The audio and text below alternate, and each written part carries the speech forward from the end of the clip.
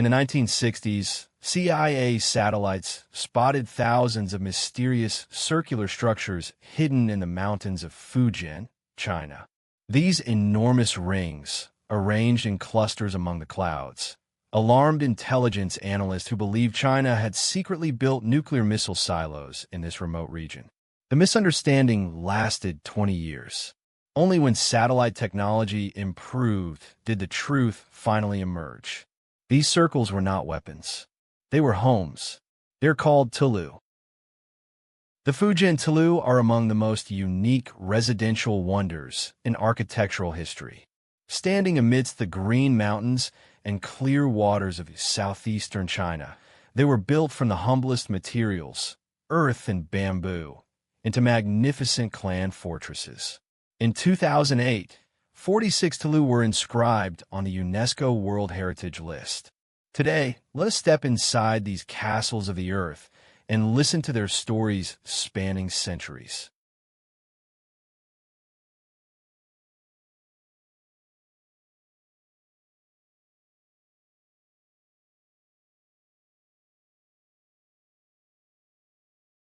The story of the Tulou begins over 1,000 years ago. At the end of the northern Song dynasty, war ravaged the central plains as Jurchen armies swept south. Families were forced to abandon their ancestral homes, carrying their elderly and children on a desperate journey southward. They crossed countless mountains and rivers, through the ranges of Jiangxi, until they finally reached the remote mountains of southwestern Fujian. The locals called these migrants the Hakka, meaning guest families. But the Hakka did not see themselves as guests. They intended to build a permanent home on this unfamiliar land. The first challenge the Hakka faced was safety. The mountains were rife with bandits, and conflicts with local residents were common. So they decided to build something unprecedented.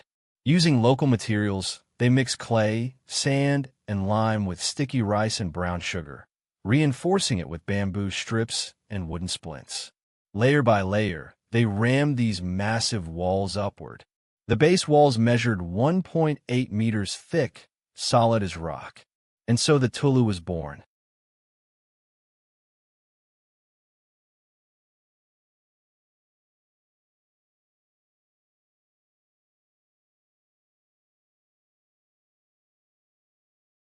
In Gaobei Village, Yongding County, stands a building known as the King of all Tulou.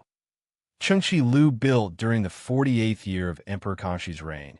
It took 3 generations and half a century to complete. Chengqi Lou consists of 4 concentric rings.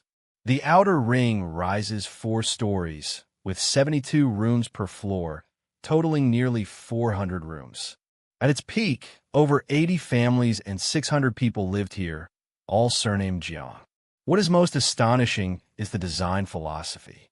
Every family's rooms are identical in size, regardless of wealth or status. The first floor serves as kitchens, the second as granaries, and the third and fourth as bedrooms. This absolute equality of space is extraordinarily rare in world architecture. At the heart of every Tulou lies the spiritual center of the entire clan, the ancestral hall. Here, tablets honoring ancestors are enshrined, and this is where weddings, funerals, and family councils take place. During Spring Festival and Mid-Autumn Festival, hundreds of residents gather in the hall to honor their ancestors and celebrate together. The circular form symbolizes the ancient cosmological belief of a round heaven and square earth, embodying the clan's unity and harmony. Inside the Tulou, there's no hierarchy, only the bond of blood.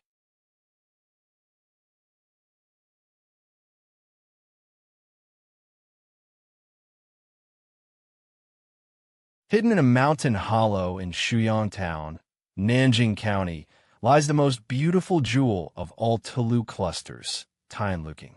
5 Tulou are built against the hillside.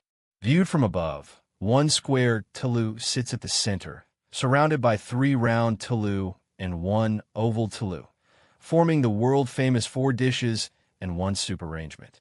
The square building, Fujian Lou, was first built in the first year of Emperor Jiaqing's reign.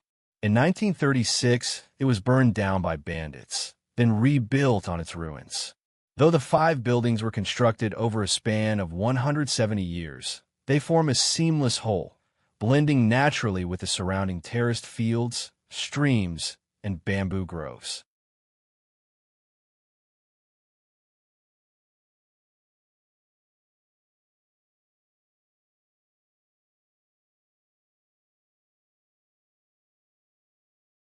Step inside a Tulou, and you will discover this is no museum. It is a living home. At dawn, the heavy wooden doors open and sunlight floods the courtyard. Elders sip tea and chat in the yard. Children chase each other and play, and women lay out tea leaves to dry in the sun. At mealtimes, 72 kitchen stoves on the first floor light up simultaneously, wisps of cooking smoke rising as the entire Tulou fills with the aroma of home-cooked food. This way of life, hundreds of people sharing one building and one door, has continued for centuries. Yet, as times change, the Tulou face serious challenges. Young people have left for factory work in the cities, and many Tulou are home only to the elderly. Wind and rain erode the ancient rammed earth walls, and some Tulou have begun to collapse. In southwestern Fujian, there were once over 30,000 Tulou. Today, many lie in ruins. How to keep this living heritage alive has become an urgent question.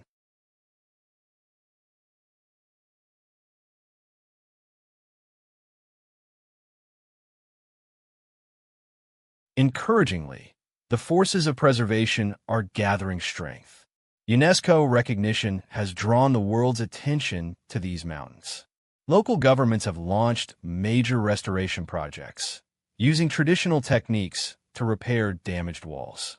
Tourism has also breathed new life into the Tulou. More and more young people are returning home, opening tea houses and goose houses in the ancient buildings, where tradition and modernity blend together. The Fujian Tulou are more than architecture. They are witnesses to 1,000 years of Hakka migration, symbols of clan unity, and models of harmony between humanity and nature.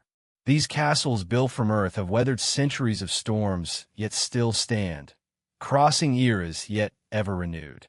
They teach us that the strongest buildings are not made of steel and concrete, but are rammed into being by the faith of home and the power of love.